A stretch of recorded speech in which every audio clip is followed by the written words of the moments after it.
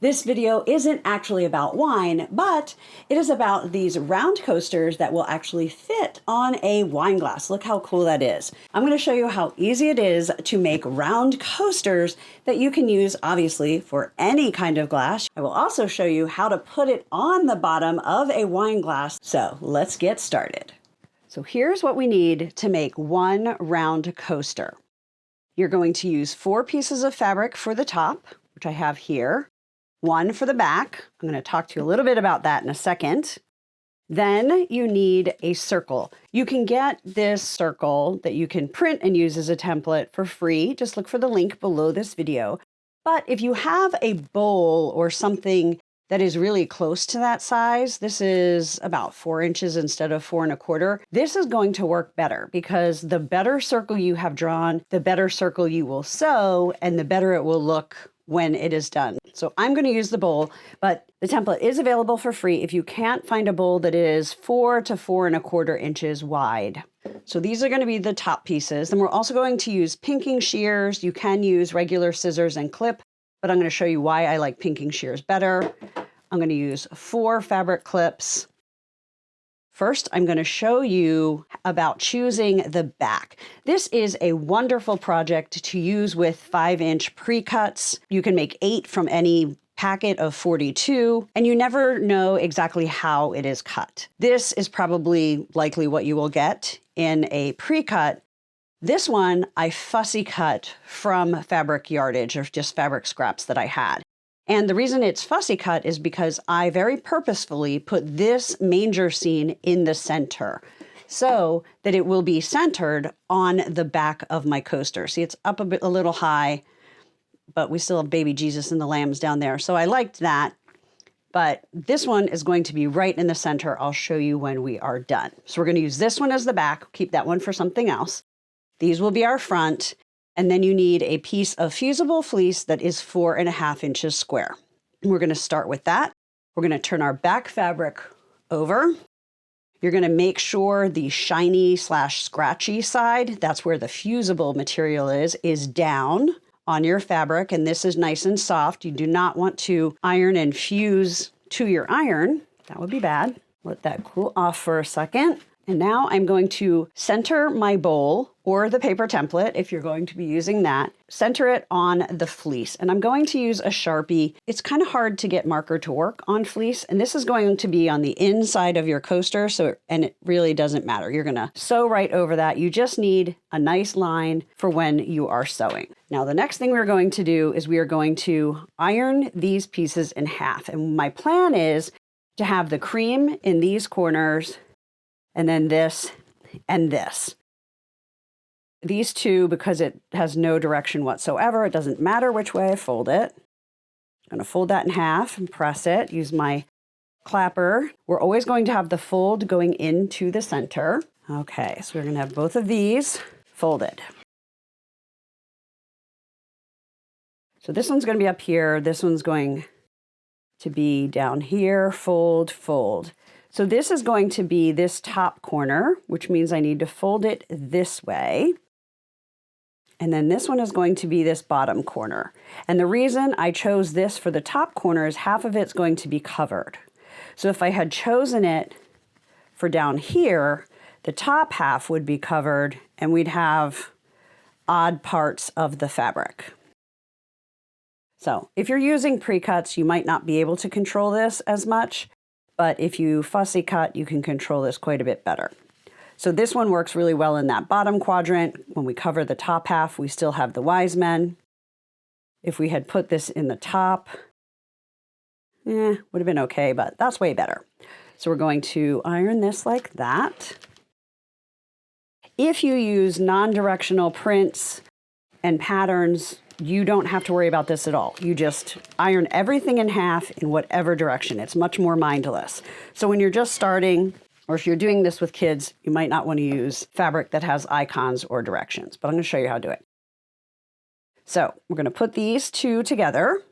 The folds are on the inside, the raw edges are on the outside. That's super, super important. Then we're going to weave this one in. So we're going to line up these raw edges. And then I'm just going to move this and put it on top. So now we have 1, 2, 3. Now we need the blue here. So we're going to put the blue down, lining up the raw edges, fold on the inside. I'm going to fold this back. I'm going to lift up my wise men and tuck that blue under. So this is what the top of the coaster is going to look like. So then we're just going to take the backing, and I want to make sure it's in the same direction, not sideways. I guess it doesn't really matter, but I like to keep it all the same way. And then I'm going to put this right sides together, matching all the raw edges. So now what I'm going to do is I'm going to very carefully turn this over, because I want to make sure that everything here stays lined up, stays straight, connects nicely in the center.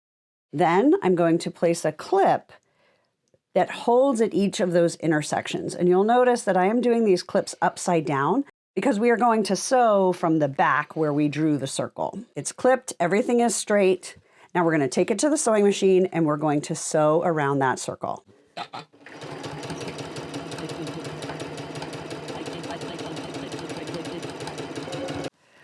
Well, I forgot to hit record at first, so I showed you in real time how slowly I sewed all the way around this circle. Our next step is to clip around this circle, and I like to do that with pinking shears. And I also like these Fiskars pinking shears. They're called Easy Action, I believe, because you just squeeze them with your hand. It's much easier than the kinds where you're doing all the work with your thumb and your thumb tendon. So I get any scissors that I can that are like this. So I'm just going to very slowly clip all the way around, close to the stitching, but not cutting the stitching. And using pinking shears is a lot easier and faster than taking small scissors and doing tons of little cuts for this curve. This is one of those tools that I think is well worth the investment for the time that it saves you and how it saves your hand. I'm just going to use my lint roller, get all the little lint off of there. Now it is time to turn it right side out, and we're going to do that just by separating these 4 folded pieces and pushing. Then you're just going to run your finger underneath there to get that curve. And as you do that, these will come back together in the center. And you want to take some time with this to get it out and curved as well as possible before you press it. Then I usually press from the back as well. Now it can be done, or if you want to, you can stitch around the edge just about 1/8 of an inch. That I usually do if I think I'm going to be washing them, because then you don't have to figure out this pressing again. It's going to hold everything together. But this gives a little bit of a puffier and slightly more sophisticated look because it doesn't have that stitching on the edge. You'll see it gets a little bit crooked sometimes. So if you're not a perfect edge stitcher over this thick of fabric, I would recommend skipping it. This also makes a great combination gift for the holidays, a hostess gift. In my Etsy shop, you can find a pattern that includes the written directions for how to make these coasters, as well as this wine bag with a drawstring. You can just put these coasters in the bottom. The bottom isn't round, so it's really easy to sew, but those coasters fit just fine. Add the wine bottle. Pull the drawstring, and you are ready to go. So the next time you bring wine, you can take it up a notch with round coasters and a wine bag. And again, you can find this pattern in my Etsy shop.